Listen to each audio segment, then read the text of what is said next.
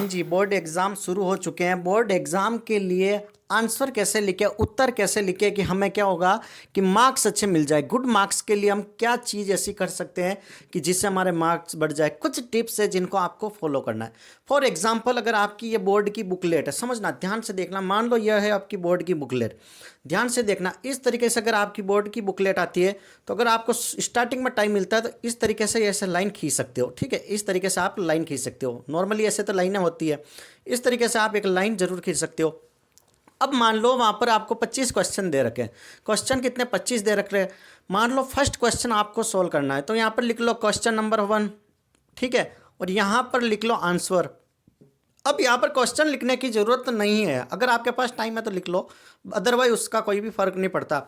लेकिन अब answer, question 1 लिख के आंसर ऐसे लिख लो। ठीक है, अब आपको क्या करना है कि जब इसके अंदर आप लिखते हो, फॉर एग्जांपल कोई भी आपको डेरिवेशन है, कुछ भी डेरिवेशन है या किसी भी चीज़ को आपको एक्सप्लेन करना है। ठीक है, तो मान लो एक फिजिक्स का एग्जांपल ले लेते हैं। फिजिक्स का क्वेश्चन नंबर 1 आंसर और आपको एक डेरिवेशन दे दिया। तो डेरिवेशन के लिए सबसे पहले तो जो क्वेश्चन है उसके बारे में लिखेंगे ये चीज़। इसके बाद आपको क्या करना, मान लो कोई भी फॉर्मूला लगता है उसमें, तो ये फॉर्मूला यूज लिख लेंगे। ऐसे फॉर्मूला रिप्रेजेंट करके इस तरीके से यहाँ पर फॉर्मूला लिख दो। इसके बाद अगर आपकी कुछ भी फॉर्मूला के बाद कोई प्रिंसिपल को फॉलो करता है, ठीक है, कोई नियम को फॉलो करता है, तो कौन से प्रिंसिपल को फॉलो कर रहा है यहाँ पर प्रिंसिपल लिख के, जैसे Newton first law of motion, second law of motion, यहाँ लिख लो। इसके बाद यहाँ पर आप थ्योरी लिखो। थ्योरी लिखकर ऐसे लिख दिए। तो इस तरीके से अगर आप लिखते हो फॉर्मूला, प्रिंसिपल, थ्योरी, तो चीज़ें थोड़ी सी अट्रैक्टिव लगती है। तो एग्जामिनर आपको क्या करेगा कि नंबर अच्छे देगा। आपको ये चीज़ मिस हैंडल नहीं करनी, इस चीज़ को आपको फॉलोअप करना। ये चीज़, ये गलती मत कर लेना कि आप इस तरीके से ना लिखो। फॉर एग्जाम्पल कोई थ्योरी लिखी है, आप ऐसे लगातार लिखते जा रहे हो, लगातार लिखते जा रहे हो, और वही अगर आप बुलेट पॉइंट पर बना के 1 2 3 ऐसे लिख सकते हो, या फिर आप ऐसे स्टार बना के लिख सकते हो एक लाइन, फिर नेक्स्ट लाइन को ऐसे एक्सप्लेन कर सकते हो। तो ये थोड़ा सा अट्रैक्टिव लगेगा। थ्योरी में भी 3-4 पॉइंट बनाकर उस थ्योरी को कंप्लीट करते हो तो थोड़ा सा अट्रैक्टिव लगेगा। इससे आपके नंबर बढ़ने के चांसेस बढ़ जाते हैं। क्लियर है, यहाँ तक क्लियर है? ओके। अब मान लो क्वेश्चन नंबर 1 खत्म हो गया। क्वेश्चन नंबर 1 मान लो यहाँ पर खत्म हो गया, और ये इतनी बड़ी आपकी बुकलेट है। ठीक है, अब प्रश्न सेकंड स्टार्ट करना तो कुछ नहीं, अगर टाइम मिलता है ये लाइनें बाद में खींचना जब आपका पूरा पेपर हो जाए, शुरू में टाइम वेस्ट मत कर देना। इस तरीके से आप खत्म कर सकते हो। फिर यहाँ पर क्वेश्चन नंबर 2 या फिर प्रश्न नंबर 2, फिर इसका उत्तर या आंसर जैसे भी लिख दो।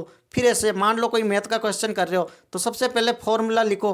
फॉर्मूला लिख के इस तरीके से इसके अंदर फॉर्मूला को रिप्रेजेंट करो। इसके बाद डेरिवेशन है तो कुछ भी डेरिवेशन लिख के उसको करो। तो फॉर्मूला को लिखोगे तो 1 से 2 नंबर, अगर 8 नंबर का क्वेश्चन है तो आपको 1 से 2 नंबर फॉर्मूला में मिल जाएंगे। इस पैटर्न पे 2 से 3 नंबर तो आपको दे ही दिए जाएंगे। वरना आप अगर पूरा डिटेल में लिखोगे, एग्जामिनर को अगर प्रॉपर आंसर नहीं मिला और 2-3 चीज़ें आपने ऐसी लिख भी दी, फॉर्मूला, प्रिंसिपल वगैरह, जो कि सही था, लेकिन ऐसे अगर आप धमाधम भरते जाओगे तो वहाँ पर उनको पता नहीं चल पाएगा कि स्टूडेंट को वास्तव में आता था।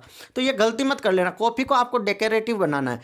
ये कहते हैं ना कि first impression is always last impression. आपका फर्स्ट इंप्रेशन अच्छा होना चाहिए, क्योंकि लास्ट में तो आपकी वैसे भी हैंड राइटिंग बिगड़ेगी। तो समझ रहे हो, इस तरीके से आपको कॉपी अपनी अट्रैक्टिव बनानी है। क्लियर है?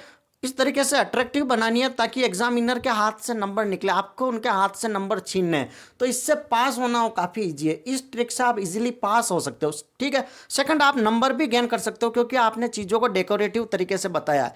क्योंकि 2 स्टूडेंट है, दोनों को बराबर आता है, दोनों को नॉलेज बराबर है, लेकिन एक ने रिप्रेजेंट अच्छा किया, एक ने रिप्रेजेंट कम किया। तो एक ने, जिसने अच्छा रिप्रेजेंट किया, उसको 100 में से 98 मार्क्स मिल जाते हैं, और सेम चीज़ लिखने पर जिसने रिप्रेजेंट अच्छा नहीं किया, हो सकता है उसको 80 से 82 नंबर ही मिले। समझ रहे हो? कॉपी को, आंसर को, उत्तर पुस्तिका को जितना डेकोरेटिव बनाओगे उतने आपके चांसेस है काफ़ी अच्छा नंबर मिले। Thank you so much. Channel पर नए हो तो लाइक शेयर सब्सक्राइब जरूर करें।